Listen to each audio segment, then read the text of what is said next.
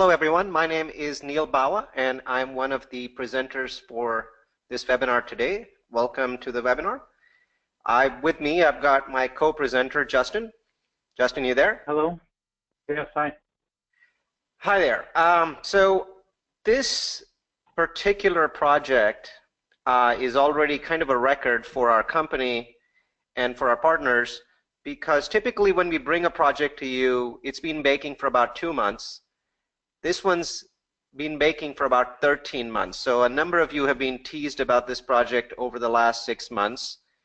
And we just couldn't contain our excitement, so we're really chuffed that it's finally live. So let's get started and talk about Rails on Main.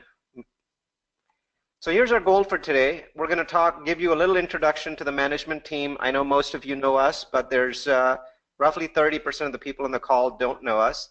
We're going to talk a little bit about Buffalo as a metro, and then we're going to talk about the specific part of Buffalo that the property is in, and then we're going to examine the property and the neighborhood itself.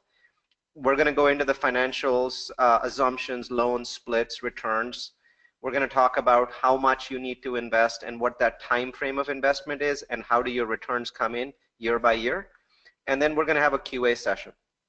Now, while there's a QA session at the end, we like it for you to type in your questions as you go. We love your questions. We think that every question is something that needs to be brought up. And don't wait until the end. So we will try and take some of the questions as we go. We'll probably cover 60–70% of them at the end. But if it makes sense to cover a question as we're talking, we'll cover it right away. So keep typing your questions in. The presentation is being recorded, and you are going to get a copy of this presentation probably later in the day. All numbers shown are preliminary. We're still doing a lot of due diligence and getting quotes from vendors, so numbers are changing. And then this last part really is saying that what we're showing you today is really a summary. In an hour's webinar, we can't tell you everything that we need to tell you about the opportunity. So we have an investment summary that you're going to get either today or on Monday. And that covers, that has more detail. But then even that doesn't have all of the stuff that you need to know. There is a PPM, a private purchase memorandum, and subscription documents that talk about all of the other things that you need to know. So it's important that you know that this is a snapshot. There's more due diligence that you need to know so that you can empower yourself and make a good decision about the opportunity. All right, so let's start with the team. There are 2 companies that are involved in this project: Financial Attunement and Blackfish Investments. These are the same 2 companies that bought you our last project, which was the 192 unit in Las Vegas. Starting with Jean-Marc, he is the CEO of Financial Attunement and my partner. Jean-Marc has been in real estate for about 28 years. He's actually attending and presenting at Realty 411 in San Jose today, so he couldn't be with us. And Jean-Marc is a loan broker. He's done over $1.5 billion in loans, and he started Financial Attunement with the goal of bringing reliable investments to those that need a true return but don't really have the time to look into investments themselves. So truly passive investments was Jean-Marc's goal when he started Financial Attunement. Myself, I'm an operations executive. I've taken a company from $1 million in revenue to over $40 million in revenue, after which it was sold at industry-leading valuations. I own real estate in 7 different states. I've bought single-family homes, duplexes, triplexes, quadplexes, a 7-plex, a 12-plex, and then partial ownership in over 1,000 units nationwide. So my goal is I do a lot of investor management, and I focus on operating the properties that we already own. Dave Freeman, I'm going to ask Justin to introduce Dave since he knows him better. Yeah, Dave couldn't make it today. He's also engaged at another commitment right now. Dave is a 30-plus year industry veteran in student housing. Nearly his entire professional career has been in student housing. And he's been on both sides of the fence as far as he's an owner-operator. He has personally owned and operated between 3,000 to 5,000 beds nearly his entire working life in numerous properties. And so he's seen student housing intimately as an owner-operator, as well as he's been a senior level executive for a publicly traded REIT that specializes in student housing named Campus Crest. That company was recently bought and taken private. So Dave is fantastic to have as a partner because of his boots on the ground, hands-on experience, rolling up his shirt sleeves, getting dirty with the properties as an owner-operator, and from the high-level finance, acquisitions, market knowledge across the country, even across the world. He looked at multiple international markets as well for student housing. So he brings a phenomenal perspective to student housing. Myself, I'm Justin Earl. I've been in real estate development for 12 years myself. Started in single-family homes, took farms and turned them into subdivisions, and quickly got into commercial and have been doing, I've underwritten over $1 billion of retail acquisitions. I've developed industrial buildings, medical office buildings, retail buildings, but my true love and passion lies in developing multifamily and student housing with a special emphasis on student housing. And I bring to the team a couple of master's degrees, one in master's in finance and the other a master's in real estate development. And just really passionate about student housing. And the rest of our team, the folks that are on the webinar here today could not do what we do without a team that handles operations and investor relations, acquisitions, analysis, and due diligence, audits and operations, which is a key piece that's often missing from providers such as us, and then the technology and new media experts that really allow us to fill our properties with high quality tenants by using the internet for very high volume, very low cost leasing. All right, and our property manager for the last project and for this project is SG Fusion. Shelley Freeman is the founder of SG Fusion, and it has been an absolute delight having worked with her in the last project. So Justin knows her really well, but from my perspective, having worked with her in the last financial attunement project, I'm delighted to have her be part of this project. Very, very strong team. They've managed as many as 2,700 units. They've managed them in many different states. So Utah, Arizona, Nevada, California, Colorado, and Florida, and now in New York.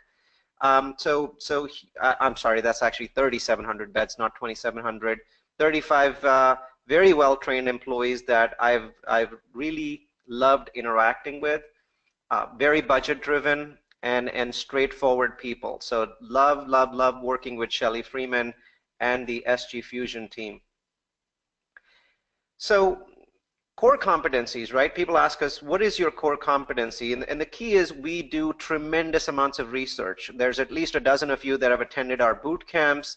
We do a tremendous amount of research to find the right metros, the right submarkets, the right target properties, and identify quality assets that then we can acquire and stabilize. Some are turnarounds, some are construction projects. And then once we've got them to the stabilization point, then managing them on a day-to-day basis, it's very dry, it's very boring, but it's also very important that we continue managing them to their optimum level week after week after week. And then understanding markets and cap rates well enough to sell them at the right time, that's really our core competency. And when we talk about the portfolio and track record that we've used these core competencies with, Treehouse, 172 units, it's in Texas.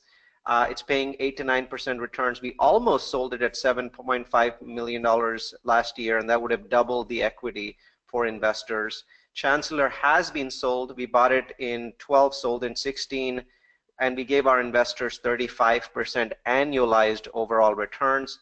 Villalago was really our crown jewel, bought in 2015, sold in early 2017 after only 21 months. 65% annual returns were given to investors. I see that some of our investors that invest in Villalago aren't here today. Hello, Johannes. La Sierra, we purchased in 2012, sold in 2016, 2.5x multiple. Our investors made 29% an annum. And South Lakeside in Chicago, which is approaching stabilization. Woozer Ridgemar, we bought it in December last year and has been paying returns, which are now increasing. The property is now at 94% occupancy, so the returns are now increasing. And so we're really happy about that. And the Point at Flamingo, our latest purchase, we purchased this property in Las Vegas. It's being turned into student housing. And what's really nice is the first 17 leases, all of them have been signed at the exact dollar numbers that are in the pro forma. We're actually not even 1 cent off our pro forma, and 17 leases have been signed in the last 2 months. So really excited about that property. And the rest of our portfolio is at www.finat.com. These were just some of the projects. Jobs, that's really the key for us when we look at markets. So we study jobs, we study the rent growth. We want consistent upward rent growth. We look for supply and demand imbalances, and Justin is going to spend a lot of time on this circle because there's a tremendous supply and demand imbalance at the University of Buffalo. And then, of course, sales trends to make sure that we're exiting at the right cap rate. We can maximize the gains that we've had. And property selection is really based on whether we can add value to the property. What are the local drivers? Is there something interesting going on in the local market that we can leverage? And is there a consistent growth of rent growth? For the purposes of this presentation, we're going to spend a lot of time on this circle here because there's incredible amounts of trapped potential in this particular project because of environmental cleanup benefits and then 13 years of property tax rebates, and Justin is going to focus on that. So let's talk about the student housing advantage, and I'm going to ask Justin to jump in here for student housing advantages. Great. So student housing is its own asset class now. It's its own sector within real estate. Everyone's familiar with office, industrial, retail, industrial, even multifamily. So now student housing has emerged as its own segment within real estate, and it has outperformed other sectors in real estate. If you think back to the Great Recession, you saw huge drops in values in retail, office buildings, and even in some multifamily in different markets. I mentioned to you Dave owns thousands of beds of student housing. Across his portfolios during the Great Recession, his occupancy stayed at his historic high levels in the 97 to 100% occupancy, and he was even able to increase rents. And why does that happen? Because in good times, people go to school. In bad times, people go back to school. I'm a perfect example of that. During the Great Recession, I went back to school and I got 2 master's degrees, and I'm by no means an anomaly. That happened all across the country with millions of people. So it's outperformed. The next one talks about we're leasing per unit, or excuse me, per bed, not per unit. Student housing of old, a couple of buddies would get together, they'd go find an apartment, and they would split the rent up amongst themselves, and everyone would put the whole unit in everyone's names, and then one guy would go sign up for the utilities, and then 1 month one guy wouldn't pay rent, and then the other 2 guys would be stuck bearing the burden of paying the rent that the one roommate skipped out on that month, and then the other roommate would always have trouble collecting everyone's pro rata share of the utilities. And they would go to the thrift store and buy a bunch of junky furniture. Student housing is not that way anymore. Student housing now is purpose-built, turnkey, fully furnished, utilities included, internet included, cable included, and you're leasing a bedroom, so you don't care if your roommate doesn't pay their rent, because that's the management's problem. The lease between that person and the manager, you don't have to worry about that, and utilities don't have to worry about any of that. You have greater privacy now. Instead of 2 to 3 people per bedroom all sharing 1 bath, or even 2 or 3 bedrooms sharing 1 bath, you now have 1 bedroom, 1 bathroom parity. So we call those bed bath suites. And then you've got a lot of common areas in student housing. You've got students that want their alone space in their rooms, but they want to be socially alone in common areas where they can study, collaborate, or study privately, but be amongst other people with their headphones in. So you've got a lot more common areas in student housing. And here on the right, I'm going to actually read this article, this headline. From a total portfolio perspective, student housing provides both defensive and diversification benefits from other traditional property sectors, as it is less volatile and less dependent on the economic cycle. So you might say, why is student housing less volatile and less dependent on the economic cycle, according to Bloomberg? Well, according to all of us in student housing, that is the case, and that's because student housing, you're placing the asset next to a university and you're filling it with university students.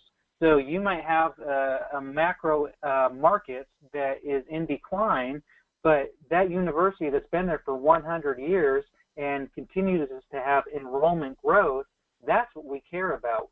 We care somewhat about the economy, and I'm going to go over the Buffalo economy because we do care about that somewhat, but it's not nearly as important as it is in office, retail, industrial, etc. Okay, let's move on to the next one.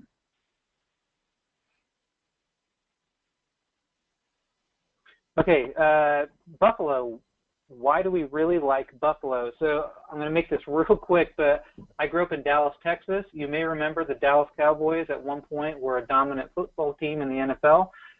They won the Super Bowl 3 times in a row in 4 years, and 2 of those 3 times were against the Buffalo Bills. So my perception of the city called Buffalo was that it was a losing city.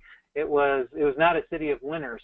So I brought this bias into my adulthood, and when my partner Dave said, hey, listen, as an executive at Campus Crest, I see a huge opportunity in Buffalo, I kind of blanched at that and said, why would we be interested in Buffalo? But as I got into the market, I realized that there's some really fantastic things going on in Buffalo. So let's go to the next slide. In Buffalo, there has been over $19 billion of reinvestment or new investment into the city over the last decade. Think about what $20 billion of investment can do for one metro area. If you go to Google, and I encourage everyone to do this, I want you to Google Buffalo Renaissance, and you're going to see article after article after article of stories that talk about how Buffalo has really turned around. And here's 3 headlines I'm going to read. Notice what paper, these are nationally recognized news sources. From the left, once dicey Buffalo, New York is on the cusp of something big, from its booming city center to its buzzing west side. That's the headline, and there's a whole article on that. From the New York Times in the middle, the wind and sun are bringing the sunshine back to Buffalo. And then from the Washington Post, in Buffalo, New York, a new vitality is giving the once gritty city wings. Now notice the dates on those 3 articles, 2014, 2015, 2016. These articles were written after the Buffalo Renaissance was already several years into its stride. And we're now a few years past these articles, and the Renaissance has only taken off even more. When you get out to Buffalo, Google what's going on there. It's phenomenal, the excitement and the energy and the vibrancy in the city. So move on. Now that's all great, but like I said earlier, we really care about what's going on with the students and the schools. Buffalo, this is why my partner said we need to pay attention to Buffalo. There are over 70,000 students in Buffalo. 15,000 of those are graduate students. And the biggest school in that market is the University at Buffalo. This table shows you a number of schools in the market. You can see the total there, around 70,000. Now, this second circle in the top right shows 10,000 graduate students at the University at Buffalo. And if you look 2 columns to the left of that, you'll see the University of Buffalo has 30,000 students. And then the bottom right, we see that there's a total of graduate students, 15,000. Now, we're highlighting graduate students because we're actually building a project that is, the student housing is its own asset class. Now, we're going for a niche within student housing. We're going after the graduate students. Now, we're not going to restrict an undergraduate from living there, but we're going to be attracting a more serious-minded undergraduate if they come here. But we're primarily targeting the graduate students, which is why we care about those numbers. So as I just said, why do we like Buffalo and University at Buffalo? The supply and demand paint a compelling picture. As I mentioned before, there's over 70,000 students in the market. There's been $20 billion of investment into the city. Entrepreneur Magazine, now this was a surprise to me. This is just this year. They ranked Buffalo as the #2 city where entrepreneurship is booming. Now, when you think New York, when I thought of New York, I think red tape, bureaucracy, a lot of corruption, a lot of problems, but Buffalo is not cut out of the same mold of a lot of New York. It's actually very pro-business and very warm and inviting and happy people. I really enjoy the people there. The next number in orange is 2. Buffalo boasts home to the Buffalo Bills hockey team, or excuse me, the football team, and the Buffalo Sabres ice hockey. And they love their teams. When they hear that I'm from Dallas, they they all roll their eyes and they don't want to talk about that dark part of their past. So blue box on the right says 5750. Now this is important because University of Buffalo, you'll see in an upcoming slide, has 3 campuses. The second largest campus is what they call the South Campus, and it is primarily a graduate student campus, and it has nearly 6,000 students. Now 6,000, almost all of those are graduate students. So when we saw that, we said, hey, that South Campus looks pretty interesting. Around the South Campus, we have 7,500 other students that live there, and they take a bus from the South Campus up to the North Campus every day. It's called the Buffalo Stampede. They've got about 31 buses. I believe it's 29 or 31 buses. They do a round-trip loop every day. Every 5 minutes, there's another bus going between the 2 campuses, and that's because so many students live around the South Campus, and they want to take class at the North Campus. The next one in yellow on the right, there's a downtown campus, and it's the medical school campus, and it's only 12 minutes away on the subway, and that's important because there's a subway across the street from our site. It's got very easy access. And then 0, the box to the very far right, this is one of the most important numbers on the slide because there is 0 purpose-built student housing for graduate students in the Buffalo market. So when you've got all that pent-up demand and 0 supply, that looked pretty compelling to us. So let's talk about the schools. There's University of Buffalo has 3 campuses. The top, there's the North Campus, which is the top right one. That has the bulk of the undergraduate students. There's about 20,000 students at this campus, 22,000 students at this campus. You go down the line to the South Campus. That's the next circle there. And this is the graduate school that I mentioned. And then the area just below that is where 7,500 students are living. And you'll see that our site sits right there adjacent to the South Campus. You keep going down, there's Canisius College, which is a private Catholic school. And then you go further down to downtown, and that's the Health Sciences campus. And then to the west, to the left, is what's called SUNY Buffalo State. Now, I want you to notice that there's a spine connecting those 4 campuses on the right, and that spine is Main Street. And along Main Street, underneath Main Street, is a subway. So underneath Main Street, you've got a subway line that connects downtown, the downtown campus, Canisius College, the South Campus, and our site, all in the same line. And then there's bus lines that go the entire route as well that also connect us up to the North Campus. And then you'll see that we're only 9 minutes away, 3 miles driving to Buff State on the left. But Main Street and this subway line are the backbone of Buffalo. And our site, you'll see, sits in the heart, in the center of Buffalo. You'll see the yellow line that circles this entire image. That's the Belt Route highway that kind of encapsulates the core of Buffalo. And we're sitting almost dead center in the heart of Buffalo. And then downtown, you know, that's the CBD down the bottom left. So that's where we sit in relation to the campuses. Let's go to the next slide. So why the South Campus? I've touched on this a couple of times, but let's get into a little bit more of the details. Next slide. You'll see that, again, I mentioned there's close to 6,000 graduate students on the South Campus. so that's very important. There is direct access to downtown on the subway.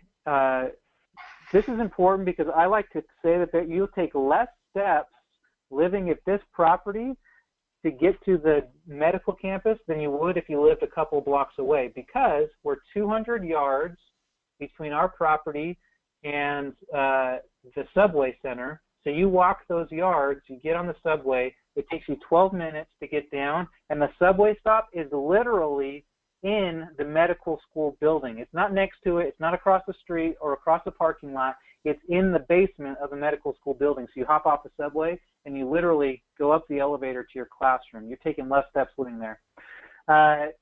There are thousands and thousands of students, as I mentioned, living around the South Campus, and the reason they live there, instead of, there are thousands that live around North Campus, but the reason so many choose to live around the South Campus and commute to the North Campus is because this is what we call the University District. It's the University Zone. That's where the bars, the restaurants, the nightclubs, the shopping, all is on what Main Street and Hurdle Avenue, and you'll see another slide in a minute that shows how those relate. And then there's a few schools fairly close to us, upstate, Canisius College, that we also will attract students from. And then this is another important one. When we talk about supply and demand, it's important to understand barriers to entry. There are no other large developable sites proximate to the South Campus or the downtown campus.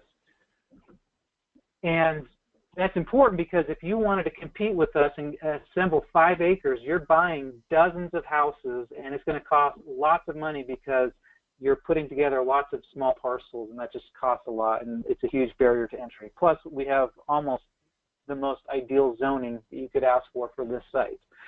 So why this site? Why did we pick this site? We get why we chose the South Campus now, but why did we choose this site? Okay, the yellow, that's the South Campus. This next box is the red. That's our site. You'll see that there's a bus stop right in front of the site that takes you straight to campus. You go 200 yards across the street, you're at the underground, the subway, and that's one stop away from the subway stop that's on campus. They actually put the subway stop back off the street. So you see Main Street keeps going up, but the subway actually curves under and drops you off closer to the core of the classrooms, which is really fantastic. So if you're a pedestrian or a bicyclist, you're going down those buildings that front Main Street. Those are retail and shopping and bars and restaurants. So it's a pleasant drive. So neighboring uses, our site's there in the middle, and then we've got commercial below us, manufacturing below us to the left. You've got office buildings directly to the left of the site. You got single-family homes above us. That's an old rail corridor. You see how it's a straight street with houses on either side? It's a long, straight piece of land because that's an old historic railroad corridor. Right above that, there's something that says Access 360. That's the only purpose-built student housing apartment community that targets students in this area, and that's an undergraduate project, not graduate project. To the right of the property, you'll see something called Bethune Lofts. Those are market rate apartments. That was an old industrial building that was converted into apartments, and every day at 5 o'clock, you'll see a bunch of folks in suits and business attire walking from the subway to Bethune Lofts. They work downtown, take the subway up, and walk over here to their apartments. So the context of the site, again, the site's there in yellow. You'll see the bus stop right in front of it, the transit stop just above it, and then you'll see South Campus again just above that. Now, I want to point out 2 corridors that are important. The Main Street corridor is between our site and the South Campus. That's where bars, restaurants, shopping, nightlife is, as well as to the left of our site, there's an avenue called Hurdle Avenue Commercial Corridor. That's also an upcoming commercial avenue that has a lot of restaurants, shops, dining, and nightlife. So you'll see that our site sits in between these 2 corridors. We're actually at the terminus of Hurdle dead ends into our site. And as a car comes off of Hurdle Avenue, they're looking straight at our property. Now, students, like I mentioned, we're in the university district. Students choose to live here. There's a grayed out area just above our site that says lower income single family residences and student home rentals. This area, the students choose to live here because it's sandwiched between the campus and the nightlife. They want to be right where everything's happening, and you'll see that our property is right in the middle of all of that. So let's go on to the next one. Okay, so this is a conceptual, well, it's a little bit more than concept now. We're fairly far along in the design process, and this is a rendering of what the project is going to look like. You'll see that there's glass storefronts right there where the arrow's pointing. That's a retail space that we anticipate will be a coffee or pizza type place. We've also got some interest from a bank that is wanting to cater students. To the right of that is another glass area that's the main entrance off of Main Street. It goes into the main lobby and area of the building. You'll see that intersection right below the arrow, that's Main and Hurdle. And as you sit at the light at Hurdle waiting to turn onto Main Street, you're staring right at this beautiful building. I also want to point out there's a column of glass at the end of the building. That column of glass that goes up and down across the 5 stories, those are study areas at the end. Both ends of the building have these glass cube study rooms where students can go in. There's a conference table, whiteboard, chalkboard, etc., and students can study, enjoy the streetscape, and it brings more life out to the street, which the city's really quite excited about. This is another view from the street level. You'll notice that there's these LED squiggly lines on there. Now, those are on there for a couple of reasons. One, historically, this site right now is being used as a metal plating facility. So those will be metal plated tubes, essentially, mounted to the outside of the building. They'll have LED lights. And it also pays homage to the rail lines. There was a spur that came into this site right off that main rail corridor that I pointed out earlier. A spur came off the rail lines into the site. So those little squiggly lines kind of represent the metal plating and the rail lines. Also, what they do is it's a very inexpensive way to break up that long, linear, boxy building so that residents and the city don't feel like it's cheap or inexpensive construction. We as owners really like this design because it is the least expensive way to build this many units in one building that shares one roof, shares mechanical systems, has less skin on the building because it's not multiple buildings, less elevators, etc. So we're saving money, but we're also getting an interesting look because of those squiggly lines. You don't notice that it's just one long rectangular block. This concept works. I've already been over some of this, so I'm not going to get into this in too much detail, but it's turnkey housing targeted to grad students. The point I'd like to make here is that grad students are a little different than undergrads. Grad students, they're tweeners. They don't want to live at multifamily with a single mom and a bunch of kids that run around. They don't want to be in that environment, and they also don't want to be in undergraduate housing.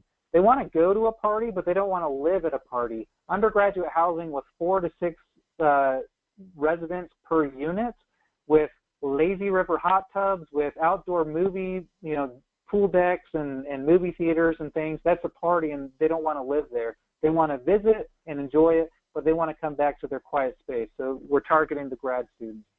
We're doing that by providing small units. These are studio units, primarily studios and 1 bedrooms. There's a small number of 2 bedrooms for affordability purposes. And you're getting everything that you need in the studio or the 1 bedroom in as little as 375 square feet in the studio, up to 750 square feet in a 2-bedroom unit. And there's a lot of really innovative ways to design a studio 1-bedroom unit with small square footage that still feels spacious. This is a site plan. Main Street is over there to the left. We only show this to point out, I think it's important to understand that there are currently 4 buildings on the site right now. We're going to remove 2 of the buildings. We've already gotten permission to remove 2 of the 4 buildings, And then the two boxes on the bottom left that have diagonal lines in them, those are existing buildings that will stay. And it's important that they stay because by adding on to that larger of the two buildings, we're calling that big gray area, that new construction, we're not calling it a separate building, we're calling it an addition to the existing building, because that qualifies us for what's called the 45A tax abatement program, which gives us 13 years of property tax abatement if we repurpose existing buildings and add on to them. And we've already been in front of the tax assessor, and they said that this qualifies, and we're thrilled about that. So one last thing to point out there is the parking field went around the entire building. So anywhere that you park, you have easy access through multiple entrances into the building. So we've designed this with the residents in mind, ease of access and convenience, so you can park anywhere and you're not walking that far to get into the building. This is the layout of the first floor, and the floors above largely mimic this. You'll see that you enter from the top left is the main entrance. That's the glass area that we pointed out before with the retail just above it. The purple down below is the management offices and the leasing space. We want that to be beautiful glass walls, so as soon as someone walks in, they're looking into the friendly leasing staff, and the friendly leasing staff sees who walks in and can go out and greet people and encourage them to lease from us. The light pink areas are common areas, conference rooms, study rooms, etc. There's light pink at the bottom, and that's where the clubhouse is, the game room is, the demonstration kitchen is, a yoga Pilates spin room is, as well as a very large cardiovascular fitness center with some weights as well. Then you'll see the wide area that's in white from the main entrance going down to that common space. That's also common space. It's technically corridor space, but we've activated this, programmed this with a lot of seating, study carrels, cubicles, collaboration spaces, because students, like I said before, they want to be socially alone or they want to collaborate. So by being in this corridor with lots of seating and lots of collaboration space, we're not wasting buildable square footage with corridor, but we're activating it so that we're being more efficient in our design. So let's take a look at the financials. Whoops, not sure what happened there. I think my computer crashed. So let me start that again. Let me start it again from that slide.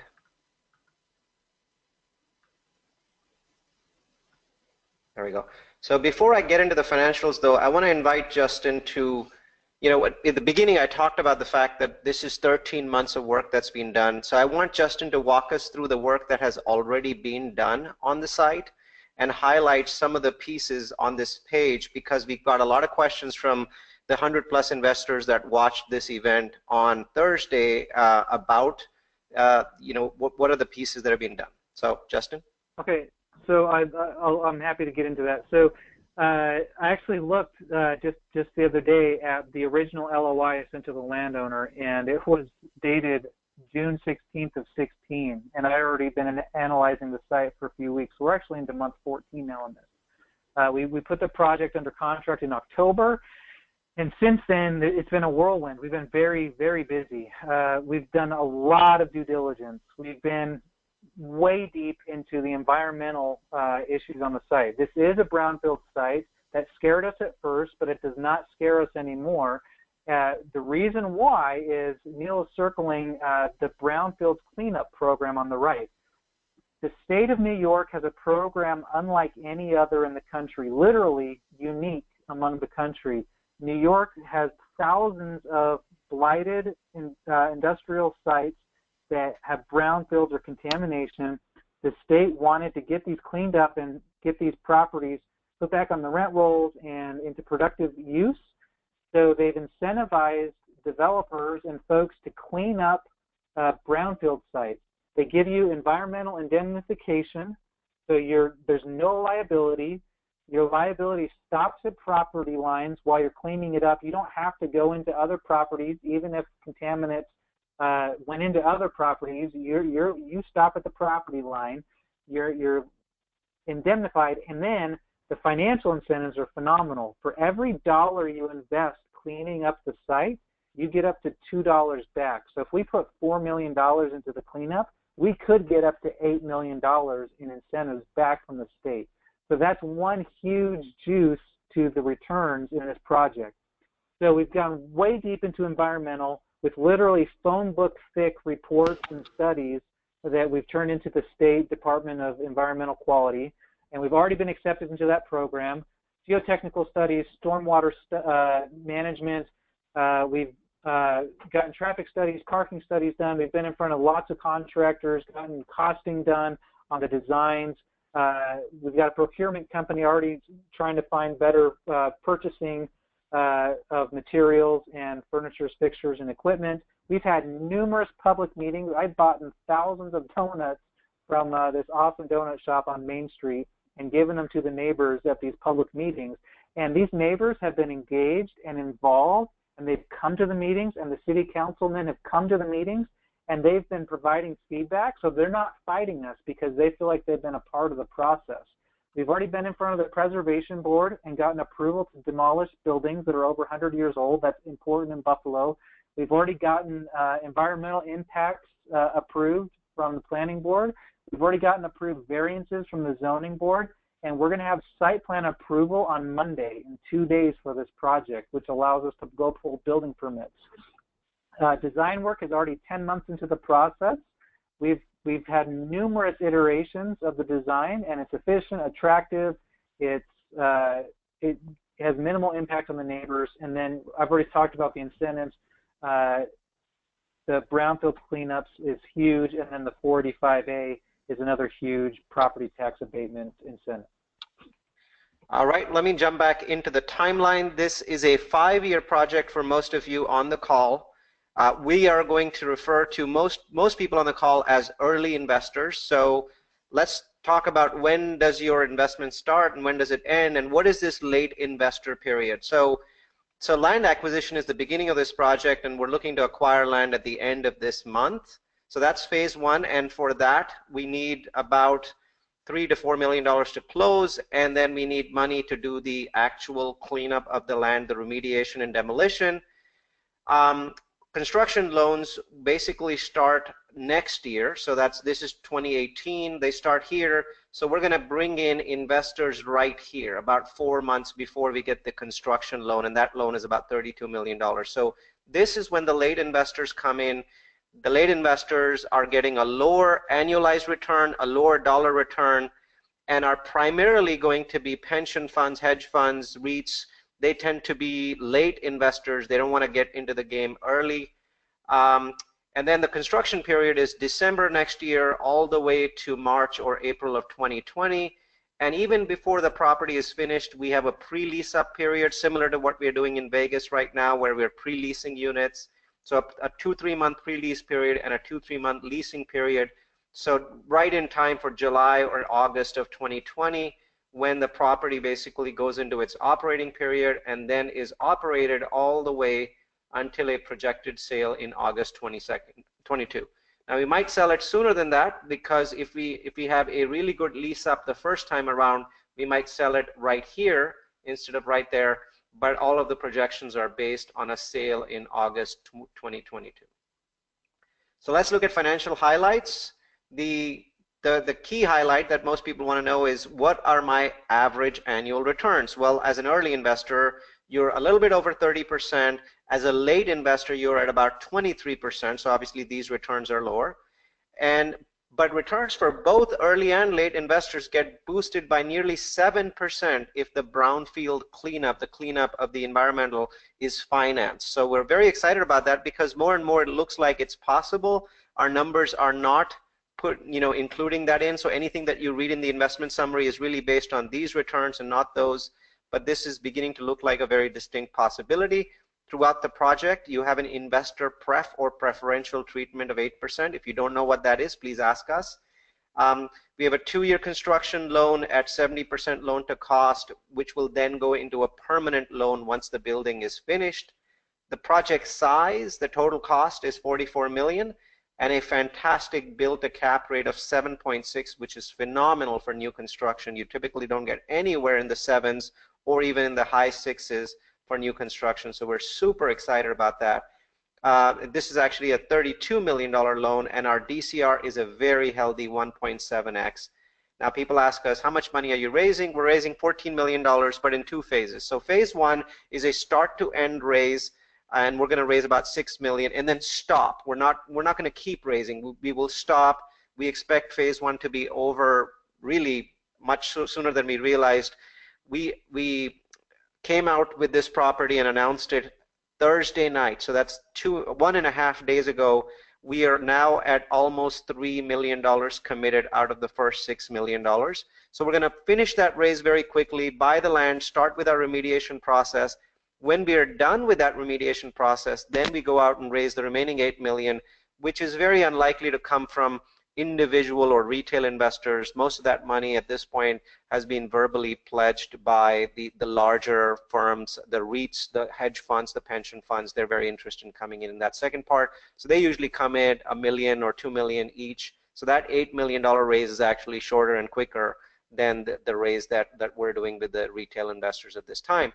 Let's look at return projections, right? So we're assuming again that you're an early investor on this slide. So you're in for 5 years. Your simple annual return is 30.41. So if you want to know what's your total return, well, take this number and multiply it by 5.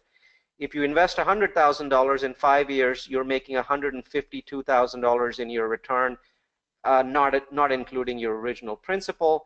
Your 5-year IRR, for those that calculate it, is a very, very healthy 24.86%. And here's how the returns come in. Obviously, we're remediating, so there's no return in year 1. But here's the good news, the really unexpected news that most of you that have done construction investments would not expect. There's a 10% return in year 2, even though there are no student tenants at this point. Because remember, those brownfield investments that we make, we get rebates, and a percentage of that comes back from the city. We are not assuming that we'll get 100% return. If we do, this number will go up. We're assuming that we'll get a partial return, and that allows us to return 10% back to the investors for year 2. Year 3 is the actual construction of the project, so that's a 0% return. But look at year 4.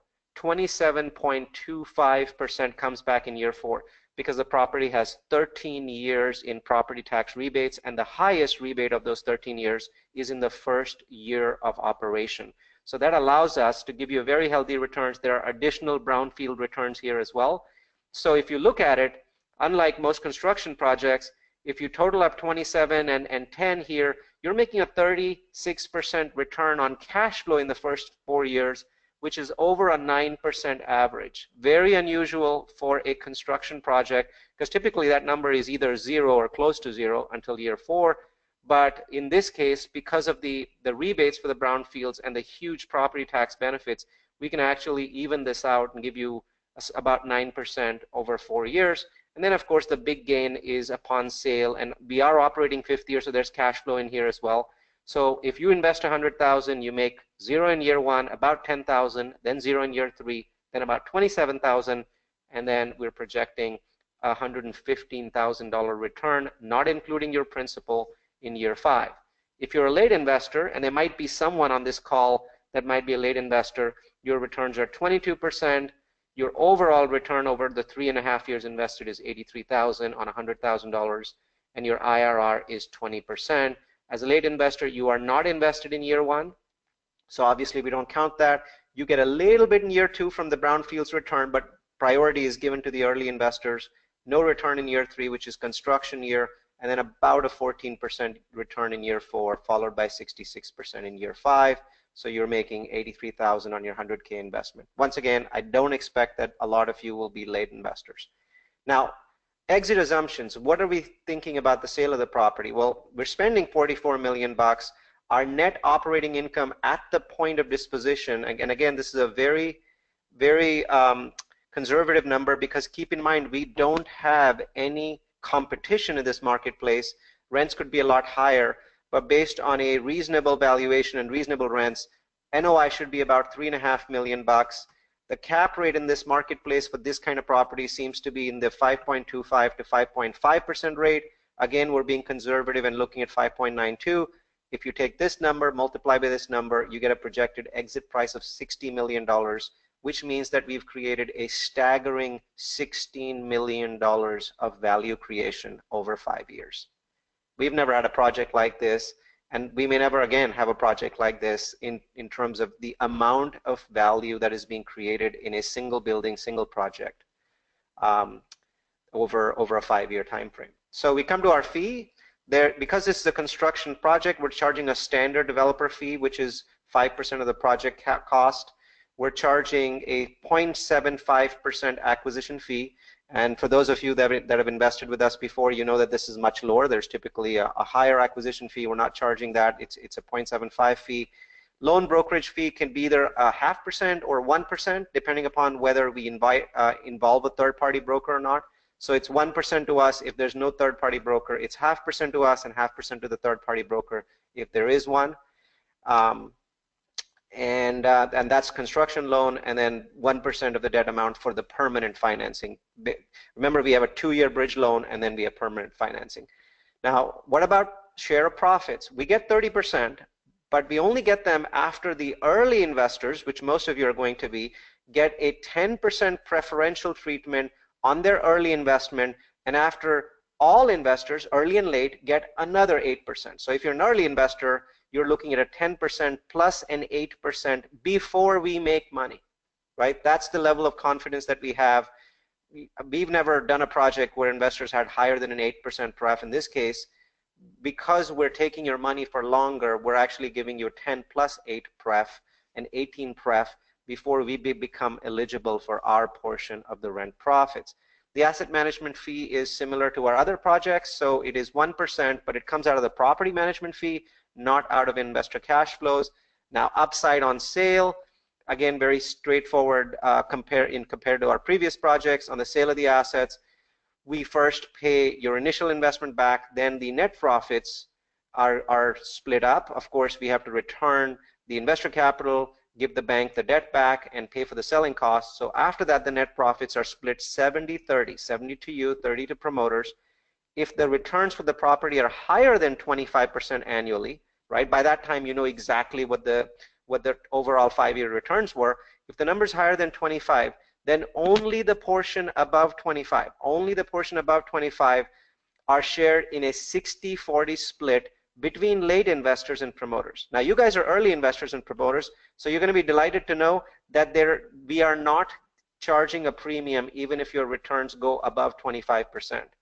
So you will not be doing a 60-40 split if you're an early investor. You're still at 70-30. If you're a late investor, then that number drops to 60% because we made everybody 25% a year. The amount above that, we take a 40% share of it instead of a 30% share. So those are our fees. Let's talk about minimums and timelines. The minimum investment is $100,000. We have, people have asked for a wait list if they're able to only invest 75. We now have, from Thursday's webinar, 16 people in the wait list. So don't know how likely it is that you guys can get in because you're watching a second webinar, not the first. So, and the wait list is already bigger than anticipated. So 100K investment, but you can waitlist yourself if you're interested in 75K. Only accredited investors can invest in this project, and there's not much that we can do to change that. Look at the size of the raise. Investment timeline, well, the verbal indication of interest is really now. So at this point, we need people to give us verbal indication. It's non-binding.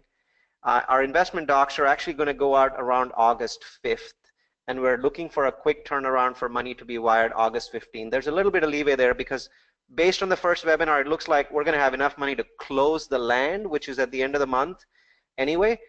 The rest of the money can kind of trickle in after that. So there's some leeway there now based on the first webinar on Thursday. Next steps are straightforward.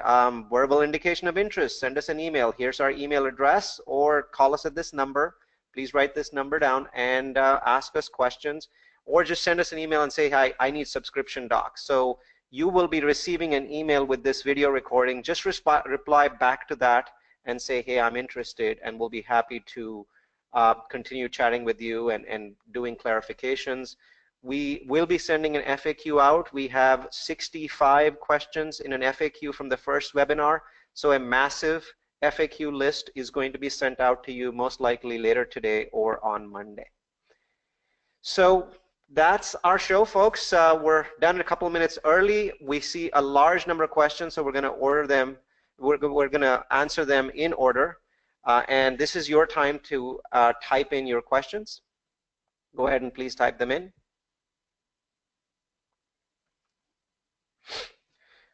So how is a graduate project different? And this is a question from Yevgeny. How is a graduate project different from an undergraduate one like Access, which is close to campus? Justin. Yes, undergraduate projects, I mentioned this briefly, they are 2 to 4 bedrooms with 2 to 6 residents per unit. So you've got many more students per unit. And they're really, really highly amenitized. You look across the country, undergraduate student housing, and it's like they're putting on a circus at every property. You've literally got some properties that have lazy river hot tubs. You've got some with dry cleaning service, with trash valet service, with concierge service. You got rock climbing walls that drop off into huge swimming pools. Some properties actually advertise, it must be a guy in marketing. I don't know how they pulled this, how they got the guts to do this, but they sent out marketing, and this one property I saw that said 30-woman hot tub. I mean, they really are going for the party atmosphere, and there's again a lot of students per unit. In graduate student housing, we are 85%, maybe even 90% of the units in this project are 1-bedroom or are studio units. They're smaller units, they're private units, there's no roommates, and the amenities are different. The amenities cater towards a more serious, more studious type student. So again, it's more conference rooms, it's collaboration spaces, it's Skype rooms, it's, we might have 3D printers in there for engineering students. We might have a music lab for musician students. It's a very different amenity mix, and it's a very different unit design mix. Hope that helps answer that question. Oh, and I also see there's a second part of that question. It actually said, Access 360 is closer to campus than we are. And it might be true as the crow flies, but if you look at the map, Neil, I don't know if it's possible to go back to an image that shows where all the properties are in relation to South Campus. But I'll wait for a second to do this. Our property sits on Main Street. When you talk about a marketing window or an advertising window for visibility, folks are driving down Main Street in large numbers, and they're going to see us. We have several hundred feet of frontage on Main Street. And this is a great image right here, Neil. Thank you. So we're at the site in red. Do you see that forest of trees right above us? That's actually not trees anymore. That forest of trees is Access 360. Now, pay close attention. Look over where it says underground at Main Street, at the subway station. Follow that road that dead ends into the subway to the right. If you follow that road to the right from the subway station towards Access, you have to go down this side street. You have zero visibility off Main Street. You go down the side street, and then you have to actually cut through industrial buildings to get to the site. They don't have any frontage even on that small residential street. So as far as being closer, they have to go onto that small street, down to Main Street, and then all the way up to campus. So as a crow flies, they might be closer, but in reality, they're not closer as you travel. We're closer to the subway. We're closer to the stops. We're closer to Main Street. Our marketing window is phenomenal. You literally do not know that Access 360 exists when you drive down Main Street. You have to know that they're there in order to know that they're there. As opposed to ours, we're going to be the most visible thing on the street. So the next question is, any comments on the overall stability of student housing and the connection to rising student loan debt levels? So I'm gonna go after this first and then give Justin a chance. Student housing is considered at this point of time almost universally to be more stable than most other categories, and that's because it is by its very design inherently more stable, because people still go back to school when there's a recession. So the market itself, from a stability perspective, I have no doubt it is going to do better than most other real estate markets if there is another recession.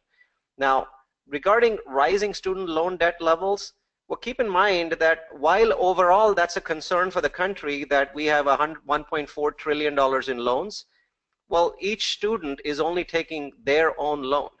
And we're not much more expensive than the kind of housing that they already have. The delta between us and the sort of single family housing that you see in the picture in front of you is very small. We are not going to be contributing much to that rising debt level.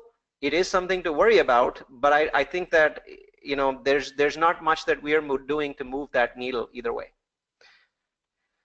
And next question is for Justin, you know, and also Dave. What experience do you guys have in construction? Good question. As I mentioned, Dave has been doing this for 30 years. He doesn't just acquire properties, but he's actually built properties over his lifespan, you know, over his career, several hundred beds worth.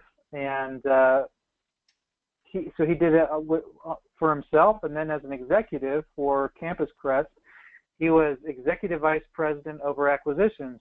And part of that is you see your project. If you're in acquisitions, you see the acquisition, and then you see that project. He's not the guy out there with a hammer, but he is on site, and he is participating and involved in making sure the construction proceeds according to schedule, that the financing comes in according to schedule, and make sure the project is built according to the designs and specifications that the development team had.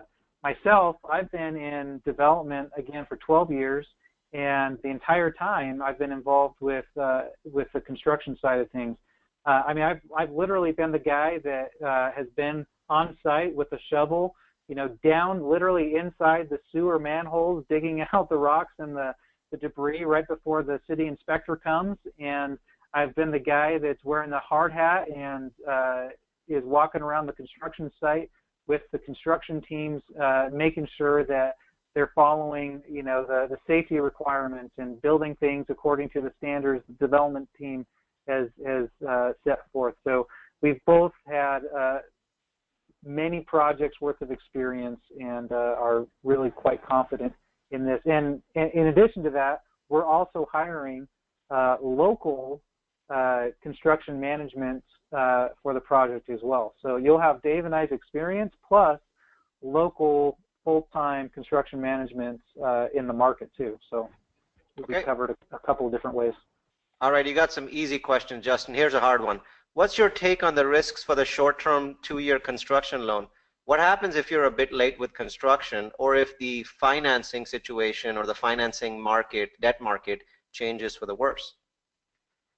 Well, on the construction side, we actually have several months of contingency built in already. We've gotten timelines from 2 different contractors of 14 months, and both of them let us know that they had contingency time planned in that. So we've got 16 to 17 months of construction time built into our schedule that allows the contractor to use up all their contingency time, and then allows us to have some contingency time on top of that. So we feel like we've got a lot of buffer on the construction schedule side.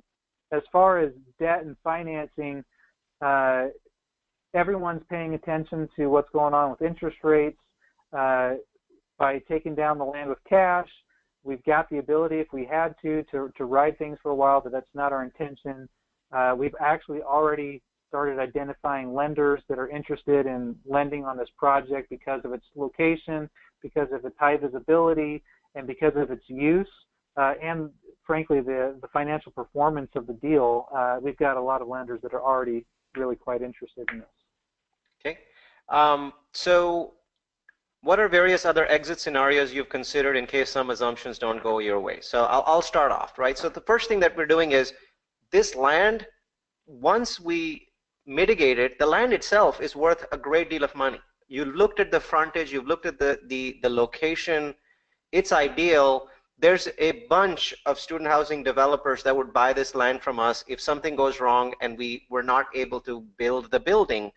And so there's developers that are 100 times our size that may even be able to put the cash in if, for example, financing doesn't come through. So we have the ability to buy the land, finish with our cleanup, and then basically sell the land by itself. The secondary option is, another exit scenario is, let's say we're in a situation where we start the construction but it doesn't finish on time and we need more capital, and that is to bring other partners in. Now in that case, we, the partners in the project, lose perhaps half or even more of our interest in the project, but we can bring in people with more financing so that we can basically stretch out the construction process or take more time that is needed. So there's a number of contingencies that is built in. To be honest, a bunch of those contingencies are not good for the partners, but I don't think that they affect the investors a great deal.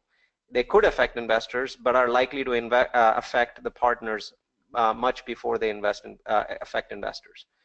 So I want to add one thing to that is what we're seeing in this sector right now is a huge amount of institutional and foreign money flooding into the student housing space.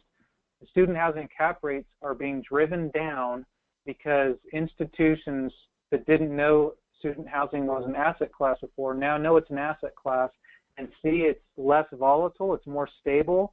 So you've got huge institutions, pension funds, REITs, like I mentioned before, and insurance companies and other huge sovereign wealth funds that are looking at this space saying, hey, this is a safe investment class, and you've got a lot of money that when there's bad times across the world, foreign capital floods into U.S. Secured assets and securities. So right now, cap rates are already being compressed because of the large amounts of capital coming. And if things got bad, I see even more foreign capital coming into this space to try and help. Well, I agree. Help us. So Chandra, you are an individual investor. Absolutely, you can invest, and really today's webinar is targeted towards individual investors. So yes, you can. What's the total remediation cost, and has phase 1 and phase 2 ESA been done? Justin? Yes, phase 1 and phase 2, in addition to those, have been done. In addition to that, we've done additional soil samples. We've done geotechnical studies that took more samples from the soils. We've done so much testing on this property for the environmental stuff. And now that we're in the brownfields cleanup program, they actually require even more testing. So I mean, there's just we've done our homework, and we'll understand the cleanup process. And the beautiful thing about this site, we're going to be able to clean this to a higher level even than what we've underwritten because of the depth of the bedrock. The bedrock on this site is between 4 to 7 feet. So we've underwritten scraping literally the entire site down 4 to 7 feet, hauling every piece of dirt off the site and importing clean engineered fill to cover the entire site back. So we've got right now $3 to $4 million in the budget for cleaning up the site, and that, like I said, I mean that takes the site down to the bedrock and brings back clean fill for the entire site. So there's really, frankly, not much more you can do to a site than that to clean it. So we don't see remediation costs escalating extraordinarily like they could on some other site where the bedrock is 30 feet down.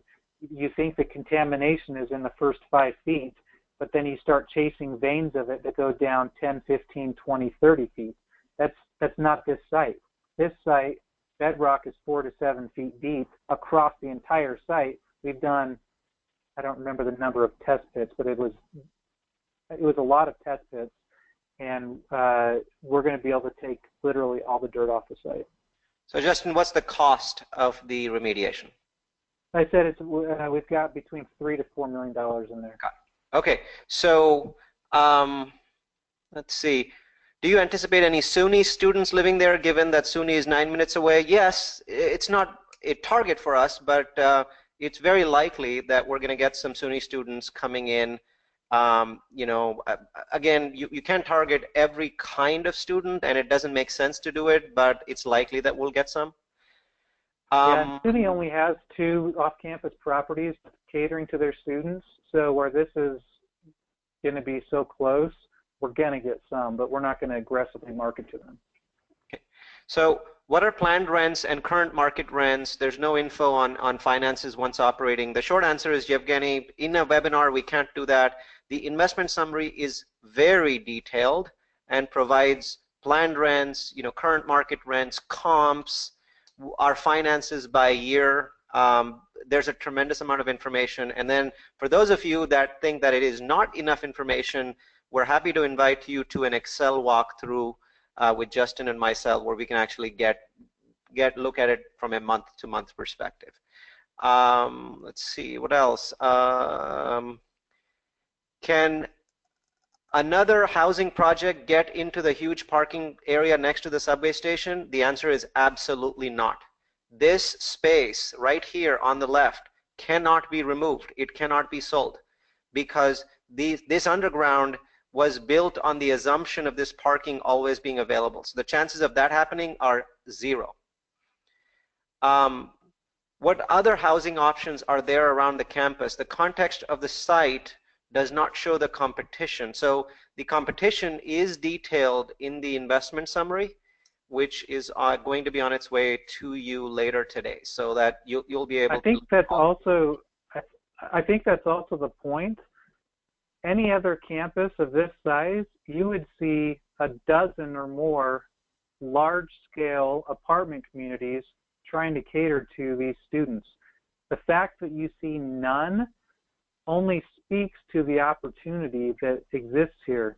Students are literally living on the 3rd floor above the pizza shops there on Main Street, or they're cramming, you know, 8 to an apartment or to a single-family home there just below South Campus. There's nothing here except for that little forest just above our site that's now Axis 360. That's it. And honestly, I think that's because the land's not there. This land, we cannot build on it until we remediate it, and that's really the beauty of the project. A couple people from the previous webinar said, so I appreciate all the stuff that you're doing with the land. Why are you doing it? Just go buy some other land. The short answer is, this land has so much frontage, and it is so undervalued because of its contamination that it makes the entire project go from an okay project to just an unbelievable project that we may never get to replicate in our lifetimes. So Susan's question was phone number. Susan, there's going to be an email out to you very shortly. So you and Scott will receive an email from us, and it has all the contact information for you guys. So you should have that in the next hour or two. And let's see. Very good. All right. Well, we took care of all of the questions.